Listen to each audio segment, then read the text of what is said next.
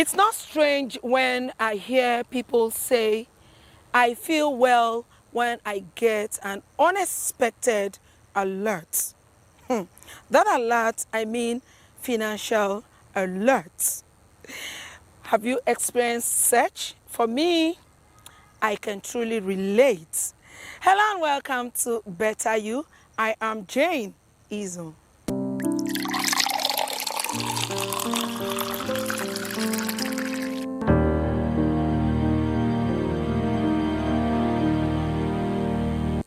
So we're talking about kindness in action, a pathway to better living.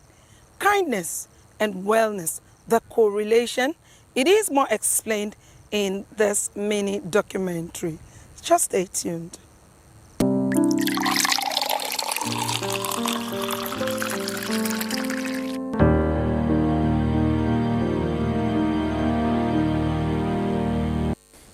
Kindness is a universal language that transcends borders, cultures, and beliefs.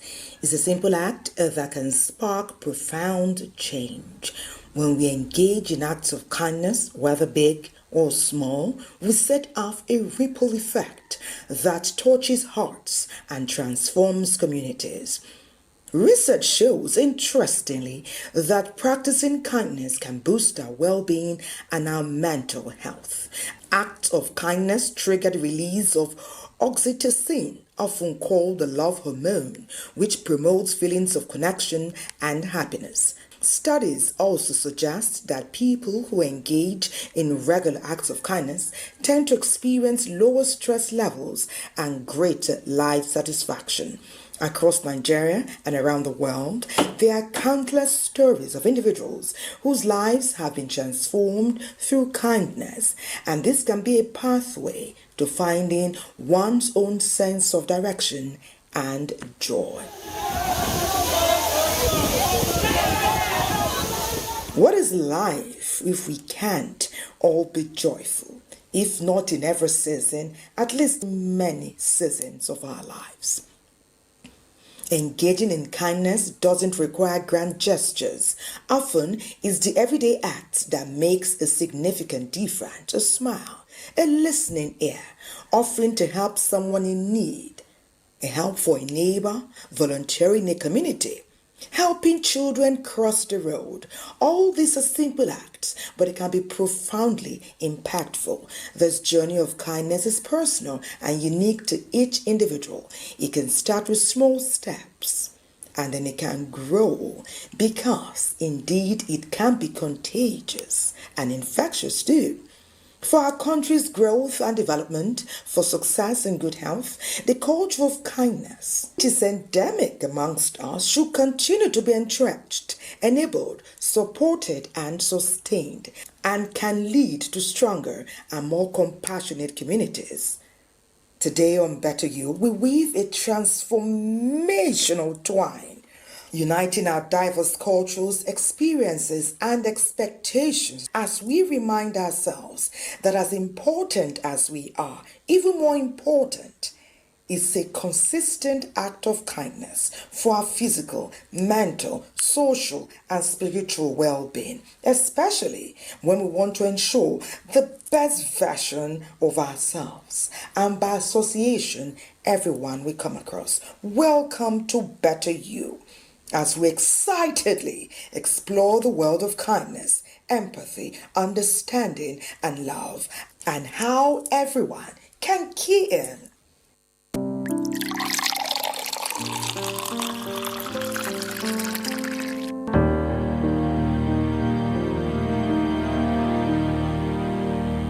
Some say learning is fun, but as a mom, I see how demanding it can be for my child. That's why I ensure he starts every day with a cup of Bonvita. Bonvita. Prepare them to win every day.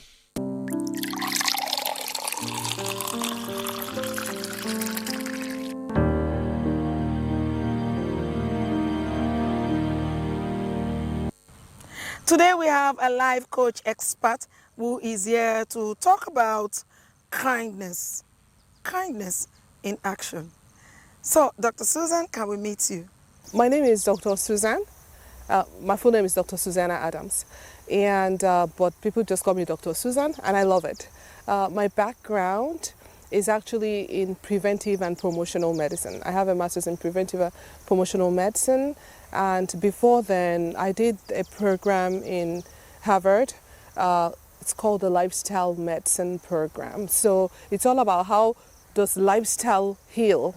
What's the contribution of lifestyle to healing? The way we live, can your very lifestyle heal you? So I just thought about it that we can do our part to contribute to happiness, to peace of mind, to longevity, to good health. And I took it up, started by writing a book called Everything Heals. So I'm author of a really one nice book, and I have another one coming out before the year is out. So that's a little bit of background. Yeah, truly everything heals. Yes. Now, to what extent do you think kindness can impact on others? Wow. Understatement of the year. How far? Oh my goodness. Well, let me start by answering that directly. Very far. One can heal very far by being kind. In Japan, they have not 1,000, 2,000, 10,000 or 50,000. They have over 95,000 people living above the age of 100. Did you hear that? Yeah. Almost 100,000 people are over the age 100. What are those things that even help us live long, healthy life? Because you know what? Even if we have a purpose on earth, whether you're a doctor, a lawyer, a pharmacist, a TV presenter, a farmer, end of the day, what do you need most? You need health to be able to thrive. So he talks about simple things, such as what you've just asked about, kindness, peace of mind. So the reward for being kind even has biological effect towards even longevity. So for me, being kind, I think it's what everybody should do. And when you're being kind to another person or to another situation or whatever, you're the biggest beneficiary of that kindness. People don't even know that. So if you now think that, okay, if I do kind 1, I get 10. If I do kind 2, I get 20. If I do kind 3, but if I do kind 10, I now get 1,000. Everybody will be out doing kindness. Let us go further in kindness. Kindness. In material kindness. Material. In cash. I mean, the forms of kindness. To what extent do you think the different forms of kindness in words we speak, in actions we take, are they separately touching the lives of people? Well, there's one thing that drives me. It's a quote. It's actually in my wall somewhere in my house. And the quote says, people don't even remember what you did for them. They remember how you made them feel. So you can do this, but at the end of the day, what the person walks away with is, how did you make them feel? And they take that forever, you understand? So the point is, when you talk about kindness, as you've asked, you must not wait to be a multi-billionaire or millionaire to be able to do an act of kindness. As you said, your act of kindness it's a deliberate effort. Like, okay, you know what? Today I must be kind to at least 5 persons. What is that?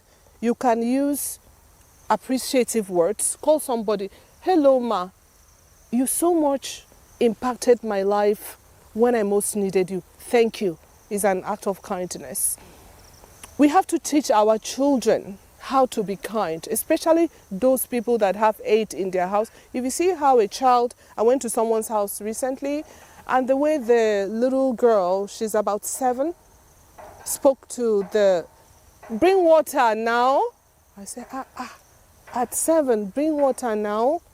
Maybe the mother was in a hurry going to work and said to bring water now. What is she going to end up being? So you teach it to your children. But I think for me, the most important thing is the deliberateness. Deliberated, that means I will be kind. I will be kind with my words. I will be kind in action. The mentality of kindness for the giver and the receiver. I'd like us to talk about it. I'll tell you something about people who are wealthy or maybe have a job. Maybe a job at NTA, a job at NAFDAC, civil service, a job anywhere. Automatically, the people around you, no matter what they have, they feel that you're supposed to be the giver. So they have automatically, because you have a job, I am now the receiver. No, even you as a receiver, find something. What are you going to give for this small thing that you're going to get? So it's far, it's wide, and I think everybody, even a child to a grandmother, can practice the act of kindness. Word, kind, forgiveness, encouragement, volunteer, service, visiting the sick in the hospital, going to the prison to visit people, just being deliberately nice. Let's go back to the days of our forefathers where there was this communal gathering. When people want to go to farm, they'll come together and go to farm. You know, everybody used that opportunity to show their form of kindness versus what is happening now. Has modernity changed anything of those days? For people who want to live long, community and togetherness and that social living, how we used to live, like the way our grandparents lived. If my grandmother just somehow mentioned that, oh, I have this farm that I'm going to do weeding on Tuesday. Do you know, Tuesday morning you see like 3 or 4 other women show up with their hoes, and maybe if there's a small boy, show up with cutlass, and they will go and do it. So there was that, let us team up and help. If somebody had a baby, you see that someone will deliberately come and volunteer to sit down, to be washing the clothes. They will go and fetch water and bring for you and everything. You know, way back then, you knew your neighbor. I grew up in the US when I was much older. I left as a kid. But there was a community supermarket. Things were just like maybe 50 cents more expensive. And I would say, Daddy, we can buy eggs for $1.25. Okay? And here is $1.50. My dad is like, there will be a day, maybe there's winter, there's no car or whatever. If we as a community, it's because he came from community. So that community is inside his blood. If we as a community don't support our community supermarket that will be there for us, and you can knock, open and give me toothpaste, this person can go. So I feel that, and you find out that lately, what I notice is that you don't know your neighbors. You can't even dare knock by mistake. So, and I think it's things are changing, and I feel that if we can try in certain ways to go back. But I'll tell you, the community that is popular now is called the e-community, where, it's not the physical community, it's the e-community, where maybe on Facebook, on LinkedIn, on social media, and this and that. This is what they are now calling community. But me and you, getting to know you, are you okay? I did not see you in church last Sunday. How are the children? They didn't come home for holiday. Is everything okay? You know, like that. It's going, and it's actually taking us with it. So, but how deep is the healing power of kindness? Okay, when you ask a person, how are your children? You know what? For the fact that that person knows that you care that much. Oh my! I can't express it. You have reset the person. You have woken. You make them what do you want to live around for if nobody even knows that you exist? You've added value to that person's life. You have woken up something. You have recognized the God in the person. You know, in India, you will hear things like namaste. What is namaste? God in you. Now, if we all recognize that there's a God in every single person, the way you will treat that person, you treat the person with respect, with kindness, as a human being, as part of you, because you share something the question is, how far it can go very far to heal a person. You ask a mother, how are you? I know times are tough. I'm not even sure where you can even say where my own school fees for my children are coming. But you know what? As I am praying for myself, I'm also praying for you. Sure, we've gotten this far. Don't worry. Somehow, that school fees will come out. The person will sleep well that night. Do you know what adding one good night rest to somebody? It can even help the person to think better, strategize, and somehow the person will know that somebody else is praying for me. So there are so many ways to be kind, but I think that we should not leave that communal life, checking up on each other, being kind to each other in any form. It must not always be via money. As a way of advice, talk about lifestyle wellness patterns that will keep people healthy in Nigeria. Of course, as we celebrate our 65th independence. Even in doing service for God, we all out to serve God. How are you going to do it from a sick bed? Are you understanding? How will you express yourself and be the fullest human being that you were supposed to be without wellness?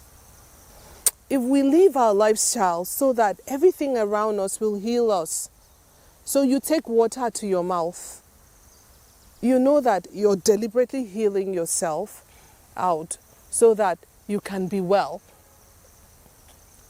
Even in your act of kindness, you know that, this act of kindness is actually healing me. Yes. Or maybe you go out for exercise. You know that if I strengthen my legs, I will walk for longer. I will be fit. I will be able to go play football with my children and grandchildren, etc. You understand? People keep talking about the life expectancy of the average Nigerian that is in the late 40s, early 50s, is always around 50s, like that. I told you earlier that in Japan, it's 100 is like almost 100,000 people are beyond 100. Okay, so it's nothing for them, but only if you have 70. If you see the birthday party for a 70-year-old, it's as if they clocked 150. It's a big deal. So I felt like you, Jane, talking to me, myself, Susan, etc., since what is existing as healthcare is not enough right now to do everything for us to help us have that health as we want it to, I feel that we have a contribution to healthcare. So the whole idea is that I think we as Nigerians, for me, I think that we need to stand up, take our health in our hands. If you have a doctor's appointment, go on time. When you don't have a doctor's appointment, be your own doctor. Drink your water, sleep, do your exercise. And from a lifestyle wellness point, I want to wish you longevity. I wish you good health. I pray for you. And I pray that any small thing that you're doing will work for you. Thank you so much, Dr. Susan. It's been an amazing time with you on Better You. And of course, you are just an embodiment of wellness. Not just lifestyle, but a good lifestyle. Thank you so much. Thank you. All right, you will see more of Dr. Susan's life coach teachings in our subsequent episodes.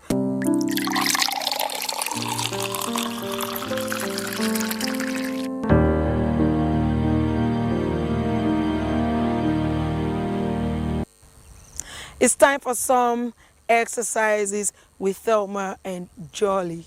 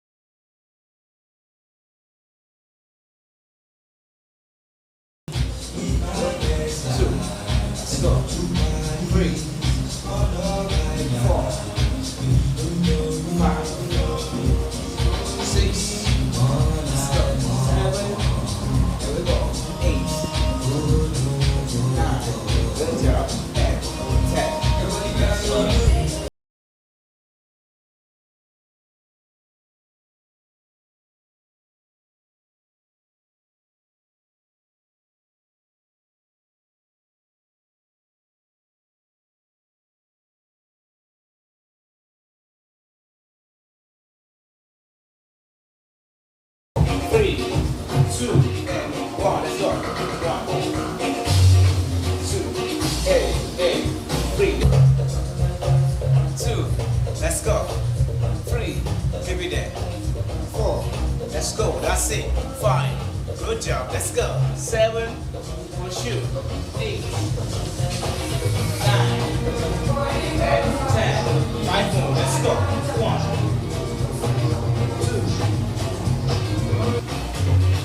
5, 6, 7, 8,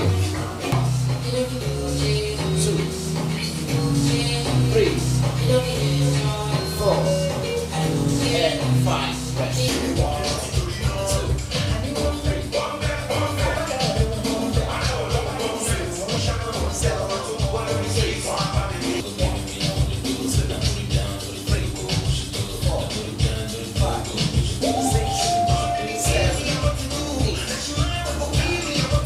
7, 8. Give us exercise, Johnny. 5, 4, 3, 2, 1. Let's go, let's go. 1, 2, 3. Rest.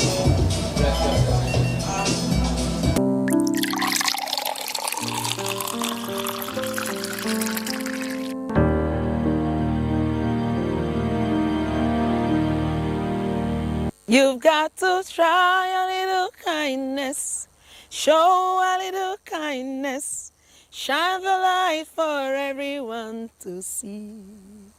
All right, I hope you enjoyed my voice. Okay, I like to reiterate something, a fact.